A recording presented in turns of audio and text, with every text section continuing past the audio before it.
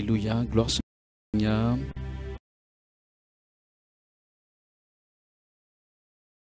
Alors,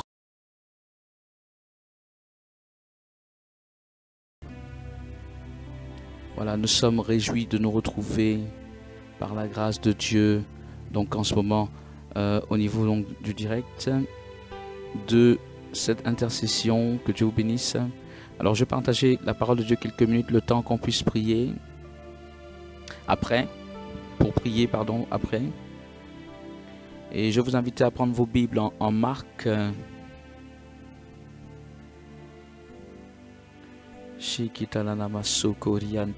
chapitre 10. Marc le chapitre 10, le verset 21. Alléluia, Marc 10, 21. C'est un passage, enfin le passage qui a constitué le sujet de ce jour et pour lequel nous allons en quelques mots partager. Mais je vais essayer en quelques mots de partager. C'est un passage, je pense, assez important. Enfin, comme toute la Bible d'ailleurs. Donc chaque jour, nous voyons de l'importance, n'est-ce pas? Alors, la Bible dit, je disais à partir du verset 21, on peut partir à partir du verset 20. Voilà. Il lui répondit, « Maître, j'ai observé toutes ces choses dès ma jeunesse. » Donc le verset 21, Jésus l'ayant regardé l'aima et lui dit, « Il te manque une chose. Va, vends tout ce que tu as, donne-le aux pauvres et tu auras un trésor dans le ciel. Puis viens et suis-moi. » Le verset 22. Mais, affligé de cette parole, cet homme s'en alla tout triste, car il avait de grands biens. Jésus, regardant autour de lui, dit à ses disciples qu'il sera difficile à ceux qui ont des richesses d'entrer dans le royaume de Dieu. Le verset 24. Les disciples furent étonnés de ce que Jésus parlait ainsi. Et reprenant, il leur dit, « Mes enfants, qu'il est difficile à ceux qui se confient dans les richesses d'entrer dans le royaume de Dieu. Il est plus facile à un chameau de passer par le trou d'une aiguille qu'à un riche d'entrer dans le royaume de Dieu. » Enfants de Dieu, ces paroles de Jésus sont naturellement très fortes et on ne peut pas également les enlever du contexte dans lequel ces paroles ont été dites. C'est-à-dire que là, nous avons, moi ce que j'appelle, quand on regarde bien, il y a ce qu'on appelle un paradoxe terrible. Un paradoxe extraordinaire. Jésus sait qu'il a en face de lui quelqu'un de très riche. La Bible dit, il avait de grands biens, il était riche. Mais ce jeune homme riche, apparemment, ce n'était pas la richesse qui l'intéressait. Quand il vient voir Jésus, il ne se préoccupe pas de richesse, quelqu'un pourra dire parce qu'il en avait. Bref, il est quand même intéressé par les choses spirituelles. Et il vient poser cette question à Jésus, qu'est-ce que je dois faire pour hériter la vie éternelle? Et Jésus lui donne les commandements de la loi de Moïse, les commandements donc pour les Juifs. Et il le dit, depuis ma plus tendre enfance, depuis ma jeunesse, j'ai accompli cela, je respecte cela. Autrement dit, c'est un très bon juif. Je respecte scrupuleusement tout ce que tu dis. Alors le Seigneur lui dit, il te manque quelque chose pour entrer dans le royaume des cieux. Et ce dont le Seigneur va parler, c'est pas la plus petite chose. Parce que après Jésus dira qu'il est difficile pour des gens qui se confient dans les richesses de pouvoir entrer dans le royaume de Dieu. Un jeune homme riche qui se préoccupe quand même des choses spirituelles. Et pas seulement qu'il se préoccupe, il affirme qu'il les respecte. Depuis qu'il est tout petit, il se préoccupe de ces choses et il les respecte. Mais, il y avait malgré tout une pierre d'achoppement. Quelque chose qui ferait qu'il serait difficile pour lui d'entrer dans le royaume. Et Jésus lui dit, je vais te montrer la voie pour que tu amasses un trésor dans le ciel. Tu vas prendre tout ce que tu as et tu vas aller le vendre. Alors moi je dis qu'il y a un contraste saisissant, un contraste extraordinaire. Jésus dit, pour que tu aies un trésor dans le ciel, va vendre tout ton trésor qui est sur la terre et viens et suis-moi. Autrement dit, deviens selon les critères du monde, deviens un pauvre, quoi. Enfin, quelqu'un qui a de grands biens, et même si tu n'avais pas de grands biens, si tu vends tout ce que tu as, bon, il ne va pas te rester grand-chose. Mais en plus de ça, quelqu'un qui a de grands biens, des richesses, Jésus lui dit, tu prends tout, tu t'en vas vendre, tu vas donner des choses aux pauvres, et tu viens me suivre. Et c'est là que je te dis que tu auras un trésor dans le ciel. Et en ce moment, le jeune homme s'en va tout attristé, tout affligé, parce que c'est ce qu'il ne pouvait pas faire pour Dieu. C'était trop lui demander. Il a tout fait, mais ça c'était trop difficile. Je sais qu'on en a déjà parlé un peu de ce texte. Mais aujourd'hui, je ne vais pas rentrer dans toutes les ramifications de ce texte, je ne peux pas d'ailleurs. Mais il y a un point qui m'intéresse. C'est le paradoxe saisissant que Jésus démontre entre la terre et le ciel. Voilà quelqu'un qui a plein de biens, qui recherche la face de Dieu ici sur la terre. Et Jésus ne lui dit pas que dans cette position, il a le trésor. Il a un trésor dans le ciel. S'il n'a pas de trésor, c'est qu'il est pauvre dans le ciel. Voilà quelqu'un qui est riche sur la terre, mais qui est pauvre dans le ciel. Et Jésus lui dit, pour que tu sois riche dans le ciel, va vendre tous tes trésors de la terre. Et vis comme quelqu'un qui n'a rien. En ce moment, tu auras des trésors dans le ciel. Waouh! Alors je dis que, apparemment, il y a une très grande différence, pour ne pas dire qu'il y a une opposition ou un inversement entre ce qui se passe sur la terre et ce qui se passe dans le ciel. Parce que si pour avoir un trésor dans le ciel, il faut vendre tous tes trésors terrestres, alors que sur la terre, on s'encourage, on s'encourage nous-mêmes à accumuler des trésors.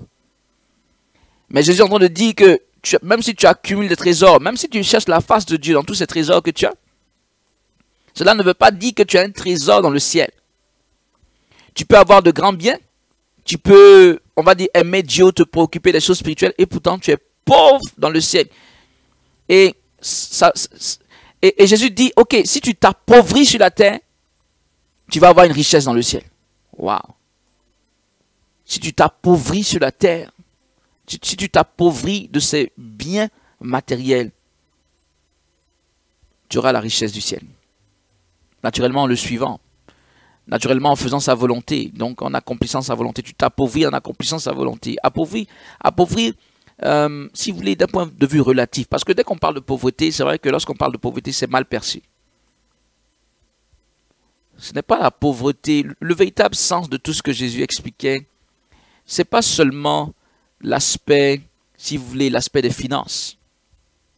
Je veux dire l'aspect du montant financier.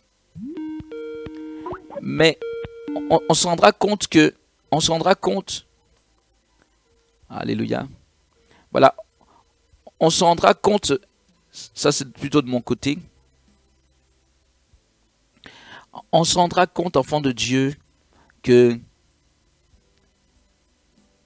le véritable problème, le véritable enjeu n'est pas un enjeu de montant financier. Le véritable enjeu est un enjeu de disposition à tout laisser pour embrasser les choses du ciel ou ne rien laisser pour embrasser les choses de la terre. Le véritable enjeu, et Jésus le dira vers la fin, il dit, c'est la confiance. Te confies-tu en ce que tu as sur la terre? Et en ce moment, ton but, c'est de t'accaparer des richesses sur la terre, ou ton but, c'est d'en avoir toujours plus, chercher à avoir les choses sur la terre? Ou est-ce que tu acceptes même relativement de t'appauvrir sur la terre, relativement, je dis bien, pour finalement te bâtir un trésor dans le ciel? Quelle est notre disposition? En fait, enfant de Dieu, il faut comprendre que, je le répète, il y a une inversion apparemment entre les choses de la terre et les choses du ciel.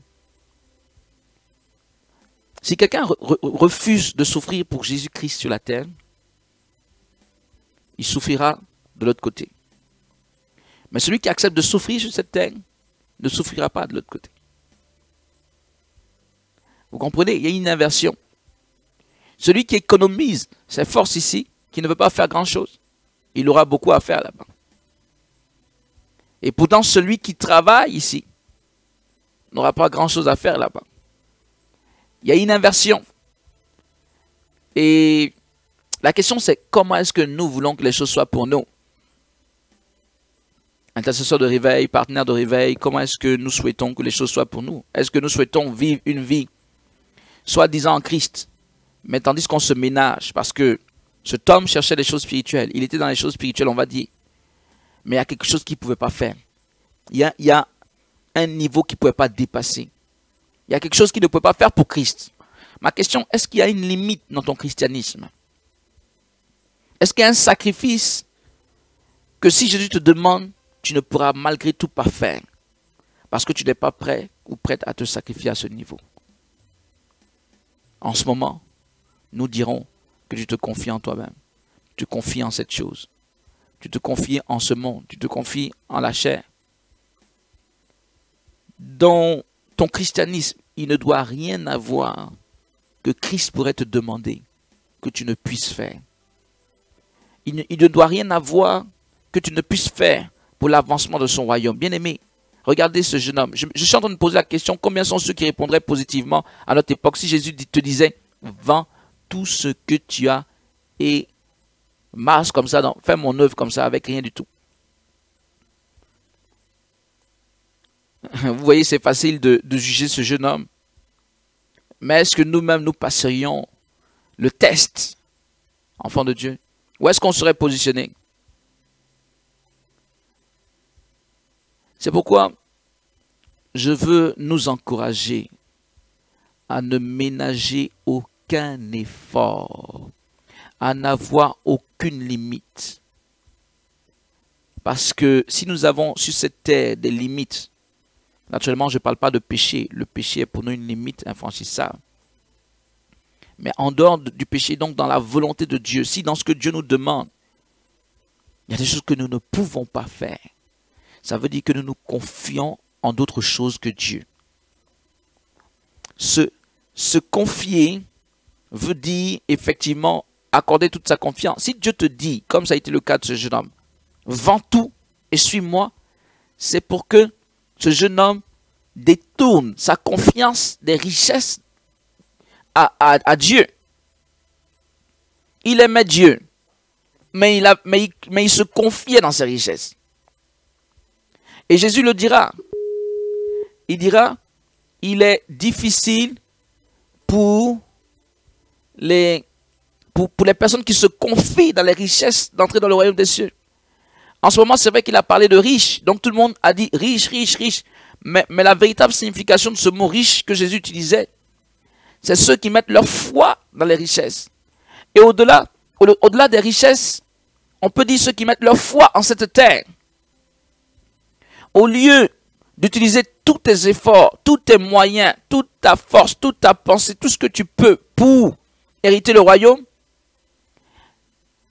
il y a parfois, donc, on peut parfois se retrouver dans cette position où on ne fait pas grand effort, où, soi-disant, c'est un peu comme si on se ménage, on s'économise. Bien aimé, si tu te ménages et tu t'économises, tu te ménages et tu t'économises, pourquoi? Les efforts que tu ne peux pas faire ici vont être portés en compte là-bas. Ça veut dire que la souffrance, Jésus a dit que celui qui refuse de laisser sa vie, celui qui veut conserver sa vie la perdra. Mais celui qui accepte de laisser sa vie pour son nom, il a même utilisé un terme fort. Il a dit celui qui perd sa vie pour son nom la retrouvera. Enfant de Dieu, celui qui sur la terre travaille à se ménager, ne fait pas grand effort. Jésus, je fais les choses calmement, tout doucement. Je n'ai pas besoin de trop me fatiguer. Sache que si tu ne fais pas d'effort pour lui, tu peux te retrouver trop court quand il va s'agir d'entrer dans le royaume. Tu peux te retrouver disqualifié. Bien-aimé, je ne dis pas qu'il faille faire tout ce qui nous passe par la tête, mais soyons prêts à faire tout ce que Dieu nous demande. Quand nous avons la certitude que c'est Dieu qui nous demande, qu'il n'y ait rien qui soit si fort que nous ne puissions faire et dans lequel nous allons nous convaincre finalement que ce n'est pas Dieu. En réalité, on va se convaincre que ce n'est pas Dieu qui nous le demande parce que notre ego est trop fort, notre chair est trop forte et nous ne voulons pas laisser cette chose. Aujourd'hui, c'est vrai que Jésus a pris, c'était le cas de quelqu'un qui avait des ressources financières. Et il est vrai que l'argent est un gros problème. On en a parlé il y a 2 semaines environ. L'argent est un gros problème, même pour les chrétiens. Dans le sens que ils s'attachent si fortement à ça, ils ne s'en libèrent pas suffisamment. Mais au-delà des questions d'argent, je le répète, tu peux t'attacher très fortement à un individu qui va faire qu'à cause de cet individu, tu ne peux pas servir le Seigneur. Tu peux t'attacher si fortement à ta propre personne qui fait que ton ego est si développé que tu ne veux pas que quelqu'un te dise quelque chose de mal. C'est pourquoi tu ne sors pas pour évangéliser. Tu ne veux pas qu'on dise quelque chose. Enfin bref, voilà, il y a des choses que tu ne peux pas faire. Et ça ne parle pas seulement d'argent donc, mais ça parle finalement de tout ce que nous sommes et tout ce que nous avons. Nous devons pouvoir, et je termine par là, nous devons pouvoir mettre tout, notre tout, sur la table de la cause de l'avancement du royaume des cieux. Je dis bien notre tout, sans exception. Dieu ne te demandera pas de sacrifier ton fils ou ta fille, mais il a demandé cela à Abraham. Et Abraham ne lui a pas refusé cela. Et pourtant, on sait que Dieu ne te le demandera pas à toi. Mais s'il te le demandait, il ne te le demandera pas, on le sait. Mais s'il te le demandait, si tu étais à la place d'Abraham, tu ferais quoi aujourd'hui? Jusqu'où ton amour de Dieu va? Je parle d'un enfant, d'un fils unique attendu pendant des années. Mais parfois, Dieu peut te demander bien moins que ça. Parfois, Dieu peut te demander bien moins que ça, mais tu refuses de lui donner cela. Alléluia. Voilà, il y a nos amis qui sont sur Skype qui cherchent à nous joindre et on va essayer de les rejoindre pour qu'on puisse prier ensemble. Alléluia. Voilà, je pense que si le Seigneur le permet, on vous entendra. Gloire à Jésus, ça va, vous êtes là? Voilà, ok. Bon, on a le son en double, hein. On a le son de Réveil TV en double. Donc, voilà, il faudrait que vous coupiez Réveil TV. Nous allons prier, intercesseur de réveil. Nous allons prier, enfants de Dieu, nous allons prier. Pour le moment, 5 minutes, après, on priera certainement pour un sujet. Un autre sujet, nous allons prier. Pour que notre Dieu fasse en sorte que nous puissions nous sacrifier quand cela est nécessaire pour la cause de son œuvre, car c'est en cela que nous serons récompensés, que nous pouvons nous dépouiller de tout. tu peux tout abandonner. Tu peux tout abandonner pour la cause du royaume. Quand il te le demande. Amen. Quand il te le demande, tu peux tout abandonner. Il faut faire toutes choses dans la volonté du Seigneur. Amen. Donc soyons prêts. Demandons au Seigneur de nous donner ce cœur-là qui fait qu'on est prêt à tout. Et en particulier dans cette dynamique de réveil, que les intercesseurs soient prêts à jeûner, à prier, à faire des veilles de la nuit par exemple. Pourquoi pas à un moment donné dans leur nation à sortir pour évangéliser, à impacter pour la cause du royaume. On doit être prêt à tout. On doit être prêt notamment, oui, même à nous mobiliser, à organiser des conférences, etc. Il y a trop de chrétiens qui se ménagent et qui laissent le temps passer, un temps qui est difficilement rattrapable. Est-ce qu'on peut prier le Seigneur? Et levons la voix et prions le Seigneur. Shalababababa. Ribébébé laba shege babababa. Lambda bababa sendege baba shege babababa. Lebe laba sheni dada babababa sokidolo shendege babababa. Seigneur, nous prions. Nous ne voulons pas. Il y a apparemment c'est un problème de connexion. Alléluia. Et comme malheureusement, nous, Seigneur, ne voulons pas. Sheke landa la babababa. Je crois qu'il y a des problèmes de connexion. Ils nous appellent depuis l'Haïti. Donc, parfois, ça passe bien. D'autres moments un peu plus compliqués. Et aujourd'hui, ce soir, apparemment, c'est le cas. Mais on prie quand même. Je sais qu'ils sont en prière. Et nous ici également. Seigneur, nous prions dans l'autorité du nom de Jésus. Shege baba baba rosen delebe kola la bassin. Lobo la baba baba shege baba baba. Landa baba baba shege baba baba kodian dege baba baba sen delebe kosala baba. Lobo la baba baba lobo sindiri bibi koshili bibi la baba baba. Lobo limbi landa baba baba shigi baba baba baba lobo sindiri bibi kolaba soyama. Oh Seigneur Dieu de gloire, nous prions par ta grâce infinie, nous prions par ta grâce. Shigi baba baba baba. Seigneur notre Dieu, nous prions que tu fasses de nous ces personnes, Éternel Dieu des armées, ces personnes qui réellement sont prêtes à tout pour la cause de ton royaume. Au nom de Jésus. Au nom de Jésus. Au nom de Jésus. Au nom de Jésus. Sheke baba baba baba baba. Le bibi soki baba baba baba. Sheke baba baba. Le bubuti bibi soyanda la baba baba. Si li bibi soyama mama. Li bibi kodo lobo sindi ki baba baba baba. Sheke baba baba baba. Le bibi la baba baba soyande. Le bibi kodo lobo sindi ki baba baba baba. Le bibi sheke baba baba. La baba baba sogi da la baba soyande ki baba baba baba she. Li bibi kodo lobo sheke baba baba baba. Rosende ki baba baba. Li bibi la masoyando la baba she. Béni sois-tu, béni sois-tu. Seigneur, nous prions. Si la connexion... Est-ce que vous m'entendez de votre côté? Sœur Antonica, tu m'entends? Alléluia. Peut-être qu'elle ne m'entend pas. Ok. Voilà. Je pense qu'il faut enlever la vidéo. Cela va améliorer la connexion. Gloire à Dieu. Voilà, c'est fait.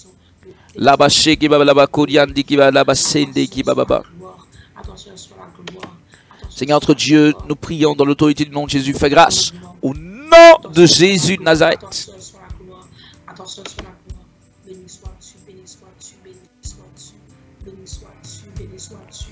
Enfant de Dieu,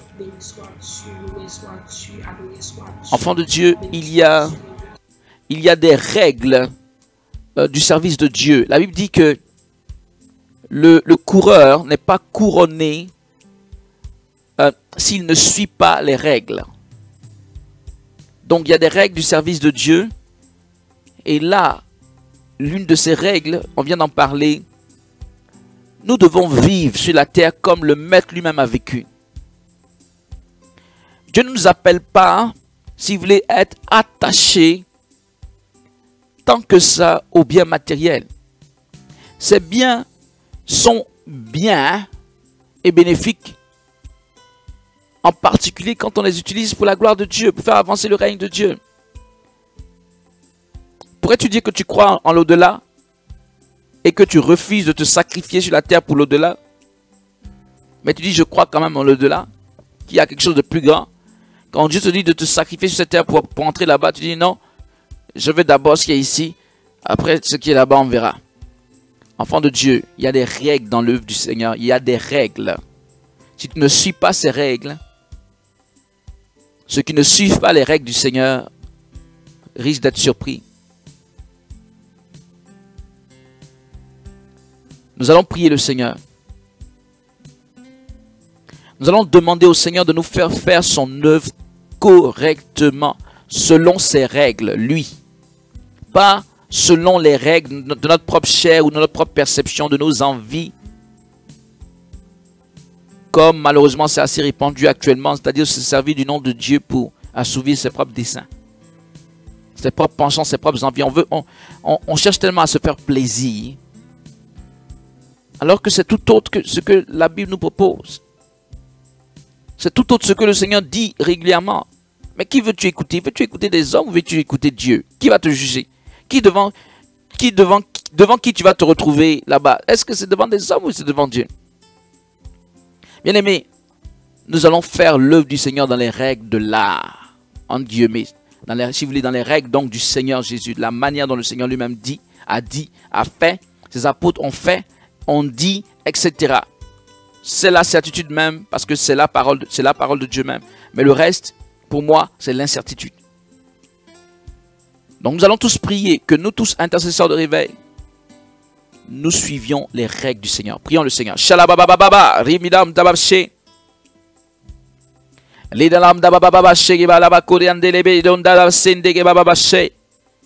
Oh Jésus de Nazareth, nous prions, Seigneur. Donne-nous cette intégrité. Donne-nous, Seigneur, ce sérieux. Donne-nous, Seigneur, cet engagement véritable dans ce que toi tu dis. Dans cette œuvre telle que toi tu la veux. Pas de la manière que nous voulons faire. En particulier, chercher à nous accaparer quelques biens sur cette terre et prétendre que c'est ainsi que l'évangile se définit. Éternel notre Dieu, nous voulons vivre réellement comme des pèlerins sur cette terre. Que la cause la plus importante pour nous soit réellement la cause du salut des âmes. Que la cause la plus importante pour nous ne soit pas une cause d'enrichissement personnel de quoi que ce soit sur cette terre, mais réellement la cause du salut des âmes. C'est pourquoi je prie, Seigneur notre Dieu, que tu nous fasses réellement, que nous en ayons beaucoup ou peu, que tu nous fasses réellement être détachés de ces choses, à savoir ne pas mettre notre confiance un tant soit peu dans ces choses, ne pas nous confier en ces choses. Pouvoir, quand tu nous le demandes, nous libérer de quoi que ce soit, immédiatement. Quand bien même ce serait la chose que nous aimerions le plus. Seigneur notre Dieu, nous prions au nom de Jésus. Fais en sorte qu'il en soit ainsi dans la vie de chacun des intercesseurs de réveil actuellement. Connectés, tous ceux qui sont de cette dynamique. Seigneur, nous prions dans l'autorité du nom de Jésus. Que maintenant cela se déploie dans la vie de chacun. Que chacun ait comme pour priorité maintenant les objectifs du ciel et non pas des objectifs terrestres, des objectifs personnels de cette terre. Alléluia.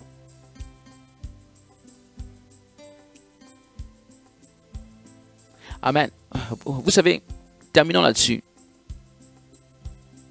La Bible dit que Dieu ne se répand pas de ses dons et de ses appels, de son appel. Enfant de Dieu, quand Dieu donne, il a donné. Ça peut ne plus se manifester comme avant. Parfois, ça peut sembler même disparaître. Et pourtant, c'est toujours là. Il y a des personnes sur cette terre à qui Dieu a donné des choses. Et ils exercent cela. Mais ça ne veut pas toujours dire que ces personnes se tiennent bien devant Dieu. N'avez-vous pas vu que le Seigneur dira à des personnes qui lui diront, n'avons-nous pas prophétisé en ton nom? Il va dire, je ne vous ai jamais connu. Parce que Dieu peut te donner un don spirituel à tel moment, un puissant don spirituel, un don de miracle, un don, voilà, tout ce qu'on veut, de révélation, de vision. Tu peux même continuer à exercer ce don Parce que après tout, c'est le don de Dieu. C'est la puissance du Saint-Esprit, c'est l'onction du Saint-Esprit. Et c'est pour la gloire de Dieu. Tu peux continuer à exercer ce don même quand toi-même, tu commences à être disqualifié, pour ne pas dire que tu es très disqualifié. C'est pourquoi, bien aimé, j'en viens à votre... je vais attirer votre attention sur une chose et que j'en appelle à votre discernement. Ne vous confiez pas en des hommes. Et ne vous confiez pas en les hommes, ça c'est de manière absolue, mais encore plus lorsque tout ce qu'ils disent ou tout ce qu'ils font va à l'encontre de la parole de Dieu. C'est aussi simple que ça. Je pense que c'est clair. Si, malgré le fait que la parole de Dieu est écrite et que tu suis des évangiles biaisés et que tu deviens biaisé, je pense que tu ne pourras prendre personne pour responsable que toi-même. Il faut coller strictement à la parole de Dieu. Si le Seigneur voulait faire des exceptions, il allait l'écrire. Voilà, pour telle chose, de faire une exception. Pour telle chose. Mais regardez un peu. Jésus dit à ce jeune homme, va vendre tout ce que tu as. Et tu vas t'amasser un trésor dans le ciel. Vous pensez qu'il racontait des histoires? Vous pensez qu'il jouait, que le Seigneur jouait? C'est véritable. Vous pensez qu'il voulait vraiment seulement le tester? Il ne voulait pas seulement le tester. Il voulait lui ouvrir les portes de la vie éternelle. Parce que c'est lorsqu'il est parti que Jésus a dit vraiment, il sera difficile pour les riches d'entrer dans le royaume des cieux. Donc il parlait bien de ce jeune homme. Comme quoi ce jeune homme n'y entrerait pas. Vous pensez que Jésus jouait? Ou que c'est un euphémisme? C'était une tournure de langage? Bien aimé, c'est la vérité. Au-delà de nos souhaits, au-delà de nos bonnes pensées, il faut agir de la bonne manière, faire l'œuvre du Seigneur comme le Seigneur le demande et l'exige. En ce moment, nous n'avons aucune forme de problème. Amen. Que le nom du Seigneur soit béni, que cela soit ainsi dans ce ministère. Et je peux dire à toujours, nous voulons simplement obéir à Dieu sans forfaiture, sans maquillage aucun. Gloire soit en Dieu Seigneur, que Dieu vous bénisse tous et toutes. Je vous dis un bon shalom. Je ne l'ai pas annoncé, mais je l'ai écrit sur Facebook, mais je l'ai annoncé à tout le monde. Nous avons un report de notre conférence nationale en France qui était prévue pour le 4 mars.